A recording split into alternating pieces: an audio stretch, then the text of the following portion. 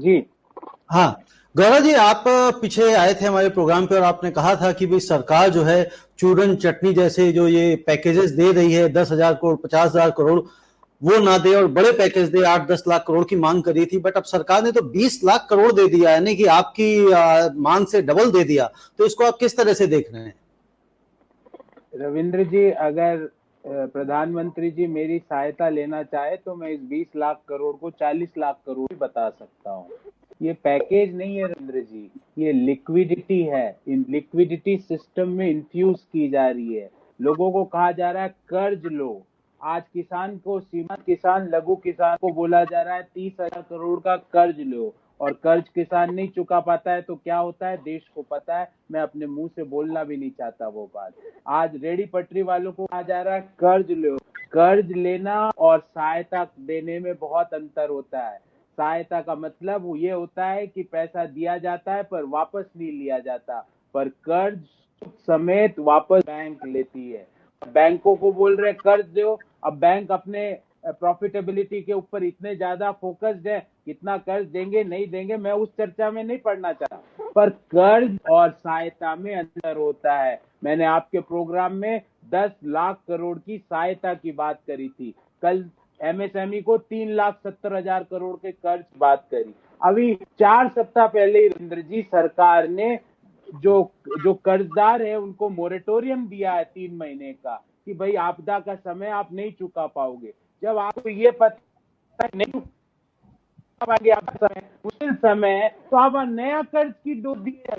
ये तो वही मुझे बात याद आ गई कि जो हमारे लाखों जो कामगार भाई सड़क किनारे, रेलवे की पटरी के किनारे जो पैदल जा रहे हैं, उनको ये बोलूं मैं जाके कि जाओ तुम कर्ज ले लो जाके सरकार से। जो रेडी हाँ, वाला है कि रेडी का काम खत्म हो गया, वो यूपी बिहार की तरफ पैदल अपने बच्चे को लेके, हाथ में लेके उसको जाके बोलूं जाओ 10,000 रुपए का बैंक से कर्ज लो। ये सहायता नहीं होती है, ये लोगों की भावना के साथ खेलना होता है। ये आपदा के समय असंवेदनशीलता होता है। मॉनेटरी मेजर्स और फिस्कल मेजर्स में अंतर होता है रविंद्र जी। जो सरकार अभी तक कर रही है फिस्कल मेजर नहीं है, वो मॉनेटरी मेजर्स है। ये ऐसी बात हो गई कि पेशेंट अभी वेंटिलेटर पर पड़ा है और वित्त मंत्री जी उस पेशेंट के लिए घी बनाने के लिए गाय खरीदने निकल पड़ी है। प्रोफेसर गौरव, जिस तरह से आप कह रहे हैं कि ये भी सहायता नहीं, अगर एक व्यापारी को जिसके पास लिक्विड नहीं है, लिक्विडिटी का क्रंच आ गया है और उसे कहा जा रहा है कि उसे कहीं से पैसा नहीं मिल रहा और सरकार उसको कर्ज के रूप में पैसा दे रही है, तो उसमें क्या गलत क्या है? ये गलत कुछ नहीं है। मैं ये कह रहा हूँ ये सहायता नहीं है, पहली बात। और दूसरी बात, आज के समय वो पहले ही कर्जदार है, उसके ऊपर पहले ही ब्याज का बर्डन है, फिर आप नया ब्याज का बर्डन डाल रहे हो। आप चाहते क्या हो लोगों से? आपको उसको चालू करवाने के लिए कुछ सहायता नकद में उसके बैंक खाते में डालनी चाहिए थी। आप उसको कर्ज के चक्कर में घुसा रहे हो। अरे एमएसएमई पहले ही कर्जदार है। मैं आपको एक आंकड़ा देता हूं, लगभग 10.5 लाख करोड़ का एमएसएमई का कर्ज है देश में, और वो ऑलरेडी इतना ज्यादा परेशान है। और एमएसएमई को कर्ज भी 13-14% की दर पे मिलता है, पीएलआर प्लस 3% की दर पे एमएसएमई को कर्ज मिलता है। अब नई डोज दे रहे हो उसको। और मैं आपसे दूसरी चीज पूछ रहा हूं रविंद्र जी, अभी आपको मांग क्रिएट करनी पड़ेगी। मांग के बिना तो एमएसएमई किसके प्रोडक्ट बनाएगा?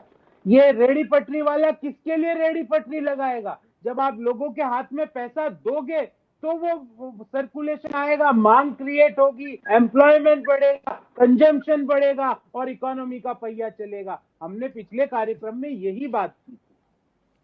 तो प्रोफेसर गौरव, जिस तरह से आप कह रहे हैं कि भाई उसको एक कर्ज ना दिया जाए, उसको सहायता दे दी जाए, यानी कि ऐसा पैसा दे दिया जाए जो पैसा उससे वापस नहीं लिया जाए, यानी कि उसको दान दे दिया जाए, भीख के रूप में दे दिया जाए, जो भी आप नहीं उसको नहीं, ये गलत बात है। आपदा के समय पूरी दुनिया के देश पे चेक प्रोटेक्शन प्रोग्राम अपने अपने देशों में, अमेरिका है, इंग्लैंड है, स्पेन है, जर्मनी है, जिन जिन लोगों की नौकरी गई है उनको पैसा दे रहे हैं। तो ठीक नहीं हुआ रवि जी। ये तो सरकारों का कर्तव्य है कि जब आपदा आए तो लोगों का हाथ पकड़ के उस आपदा से उनको निकालें। निकल। प्रोफेसर गौरव, ये क्या कोई ऐसा प्रेसिडेंट है हमारे पीछे इतिहास में कि कभी इस तरह की कोई आपदा आई हो? ये तो बहुत बड़ी आपदा है, इस तरह की कभी आई नहीं, बट जब भी कभी भूकंप या इस तरह की चीजें आती हैं तो क्या हमारी गवर्नमेंट अपने नागरिकों का इस तरह से लाभ पहुंचाती है, उनको इस तरह की सहायता देती है? जैसे जिस तरह का कोविड की आपदा है, वैसी आपदा तो पहले कभी आई नहीं, और आई ईश्वर नहीं। से मेरी प्रार्थना है कभी आए भी ना। पर अभी जो कोविड की आपदा है, दुनिया भर के देश डायरेक्ट लोगों के हाथ में पैसा पहुंचा रहे हैं, जैसी जिनकी जीडीपी की साइज है। अमेरिका में पे चेक प्रोटेक्शन प्रोग्राम चल रहा है, इंग्लैंड में पे चेक प्रोटेक्शन प्रोग्राम चल रहा है। मतलब पे चेक प्रोटेक्शन प्रोग्राम का मतलब क्या? जिन लोगों की नौकरी गई है, उनके हाथ में सरकार सीधा उनके बैंक खातों में पैसा डाल रही है, और वो कर्ज नहीं है। वो उनको कह रही है आप पैसा रख, ये खाते से कंज्यूम करो, क्योंकि वो पैसा डालेंगे तो वो कंज्यूम करेंगे, मार्केट में आएगा, तो फैक्ट्रियां बंद नहीं होगी। मैं ये कर्ज देने के खिलाफ नहीं हूं रविंद्र जी, पर ये पैकेज नहीं हुआ है। ये पैकेज के नाम पे धोखा है। गौरव जी, मैंने ये major not a fiscal major. Gaurav ji, मैंने आपसे प्रश्न पूछा था, क्या हमारे देश में कभी भी कोई इस तरह की, जैसे मैं आपको एग्जांपल देता हूं, शायद आपको याद है कि पीछे भी कुछ सालों पहले जब उत्तराखंड में एक बड़ी आपदा आई थी और वो शहर जिसको केदारनाथ कहते हैं, वहां मतलब एक तरह से तहस नहस ही हो गया था, उजड़ गया था, तो क्या केंद्र सरकार ने या वहां की राज्य सरकार ने उन नागरिकों को जिनके घर बह गए थे, चले गए थे, क्या उनको घर बनाने में मदद करी थी? उनको किस तरह से एस्टेब्लिश करने में मदद करी थी? रविंद्र जी, वहां की राज्य सरकार ने उस समय बिल्कुल घर बनाने में, उनको नकद सहायता में, उनके घर राशन पहुंचाने में डायरेक्ट मदद की थी। पर रविंद्र जी, उस आपदा को, वो एक शहर की आपदा थी, एक जगह पे आपदा थी। आज जो आपदा है वो देश के हर कोने में प्रॉब्लम है। हम 60 दिन के 50 दिन के ऊपर हम लॉकडाउन में है, फैक्ट्रियों पे ताले लगे हुए हैं। ये आपदा और उस आपदा का कंपैरिजन नहीं है जैसा हाथी और चींटी का कंपैरिजन। जी, वो छोटी आपदा थी तो मैं समझता हूं कि वहां पे ज्यादा राहत पहुंचाई जा सकती थी। अब ये चूंकि बड़ी आपदा है, पूरे देश में फैली हुई, तो थोड़ी सी मुश्किलें इसको और यहाँ पे राहत पहुंचाने में ज्यादा आ रही हैं।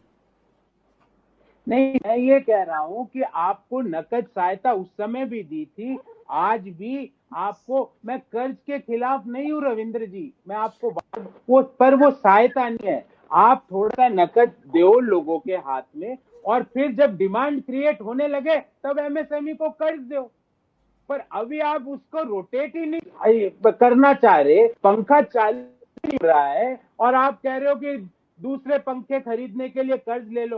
अभी जो घर पे जो पंखा लगा हुआ है, उसको चालू करने की बिजली नहीं है। आप बिजली दोगे तो वो पहले वाला पंखा चलेगा, तो लोगों को हवा आएगी, तो हम दूसरा वाला पंखा भी खरीद के लाएंगे, और जी, उस दूसरे पंखे को खरीदने के लिए आप कर्ज दो।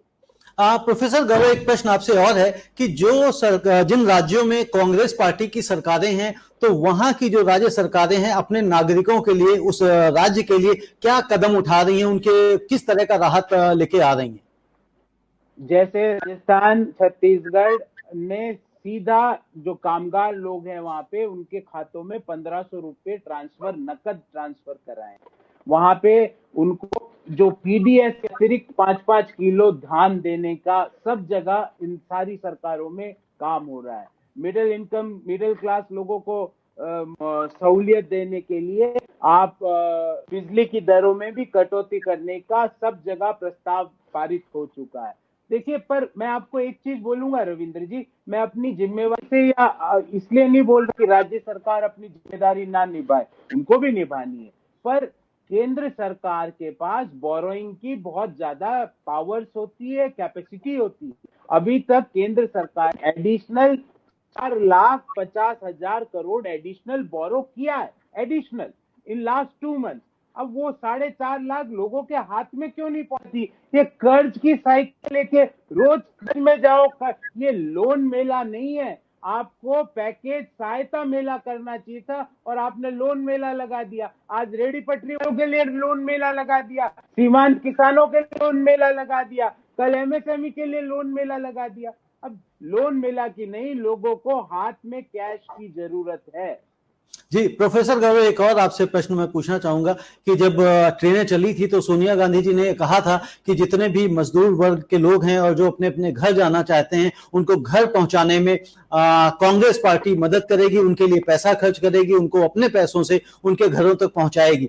लेकिन अभी भी हम देख रहे हैं कि मजदूर सड़कों पर चल रहे हैं, वो बेचारे कोरोना से मर रहे हो या ना मर रहे हो, लेकिन कोई एक्सीडेंट से मर रहा है, कोई लेडी प्रेग्नेंट है, वो वहां पे डिलीवरी करते समय उसका बच्चा भी दम तोड़ देता है और वो लेडी भी दम तोड़ देती है। तो अभी भी क्यों नहीं कांग्रेस पार्टी उन मजदूरों का बीड़ा उठाती है, उनको पैसा देती है, उनको फंड करती है, जिस तरह से आपकी अध्यक्षा ने कहा कि भाई कांग्रेस पार्टी इसको उनको फंड करेगी उनके घरों तक पहुंचाने में। रविंद्र जी, जितनी भी ट्रेनें चल रही है उन ट्रेनों का किराया हमारी किसी वहन कर रही है, पर सरकार ट्रेन ही नहीं चला रही समुचित मात्रा में। क्यों नहीं चला रही वो जाने। हम भी उनके उनके जो जाने आने उनके घर तक का किराया हम प्रतिबद्ध है, हम देंगे। और दूसरी बात, आपने अच्छा सवाल पूछा रविंद्र जी। 2 पैकेज की घोषणा हो चुकी है अभी तक, और एक पहले आता 3। अगर इन 3 जोड़े, पहला 8 लाख करोड़ का आ गया, कल 6 लाख करोड़ का आ गया, और आज लगभग 2-2.5-3 लाख करोड़ का आ गया। लगभग 18-19 लाख करोड़ का 20 में से घोषणा हो चुकी है। मैं आपसे एक चीज पूछता हूँ, इन 18 लाख करोड़ की घोषणा के बाद 20 में से क्या 1 रुपया भी एडिशनल उस कामगार को मिला है जो अपने बच्चे को सीट पे चिपकाया हुआ, टेची पर लेटाया हुआ सड़क के किनारे चल रहा है? 1 पैसा भी मिला है? किसान को 1 पैसे की भी सहायता मिल रही है? मैं आपसे पूछ रहा हूं, अगर मैं गलत हूं आप मुझे टोकिए। क्या एक महिला को 1 पैसे की अतिरिक्त सहायता मिली है? क्या मध्यम आय वर्गीय जिसकी सैलरी कट हुई है, जिसकी जॉब गई है, उसको 1 पैसे की भी सहायता मिली है? और आप शाम 8 बजे रोज 1.25 घंटे की प्रेस कॉन्फ्रेंस करते हैं और लोगों को लोन मेला की जानकारी देते हैं। मैं कह रहा हूं, लोन मेला करिएगा, पर अभी कैश सपोर्ट मेला कर दीजिए। उसके बाद जब ये चक्का लग जाए 3-4 महीने बाद, फिर कर्ज मेला कर देना।